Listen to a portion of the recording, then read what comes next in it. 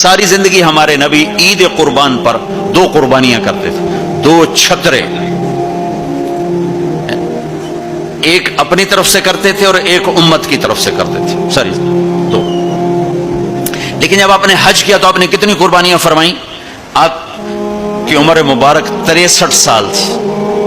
تو آپ اور حضرت علی کے اونٹ مشترکہ مل کر 100 تھے، 100۔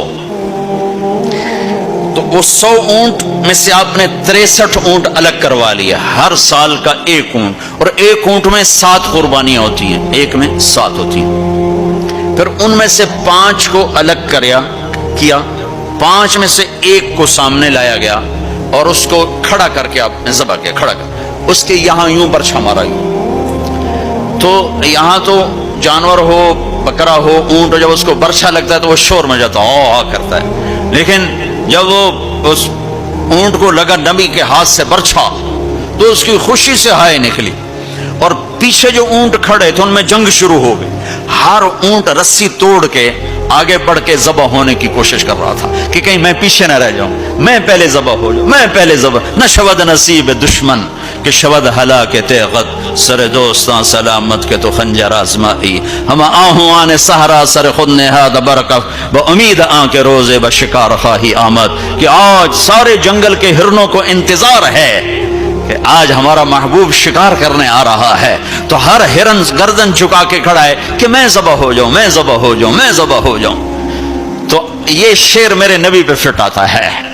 کہ سارے اونٹوں میں جنگ شروع ہو گئی اور ہر ایک کا زور تھا میں ذبح ہو جاؤں، میں ذبح ہو جاؤں۔ آپ نے 63 اونٹ ذبح فرمائے اور برشا پھینک دیا، اور اپنی بیویوں کا حصہ اس میں نہیں رکھا، بیویوں کے لیے الگ قربانی کی، بیویوں بیگمات کے لیے الگ قربانی کی، اور اپنے 63 اور 7 ہر اونٹ میں، اور پھر یہاں تک فرمایا کہ علی جو گوشت بنائے اس کو مزدوری گوشت میں سے نہیں دینی، میں الگ سے دوں گا، اس کا ہر ٹکڑا اللہ کے نام پہ جانا چاہیے، گوشت میں سے مزدوری بھی نہیں دی، الگ سے مزدوری دی۔ اور پھر فرمایا کہ آؤ بھائی جو لے جانا چاہتا ہے لے جائے۔ پھر فرمایا حضرت علی سے کہا ایک ایک بوٹی سارے اونٹوں سے لے لو اور ایک دیگ چڑھا دو۔ تو وہ ایک ایک بوٹی سارے اونٹوں سے لے کر دیگ چڑھائی، پھر آپ نے اس کے پکنے کا انتظار کیا، جب وہ تیار ہو گئی تو پھر آپ نے حضرت علی نے چند اور صحابہ نے مل کر اس کا گوشت کھایا، شوربہ پیا، اور پھر اس کے بعد آپ طواف زیارت کے لیے تشریف لے گئے۔ تو آپ مالدار لوگوں قربانی کرنا دل کھول کے، ماڑے ماڑے جانور نہ تلاش کرنا، بھائی سستا کڑا لبدا ہے،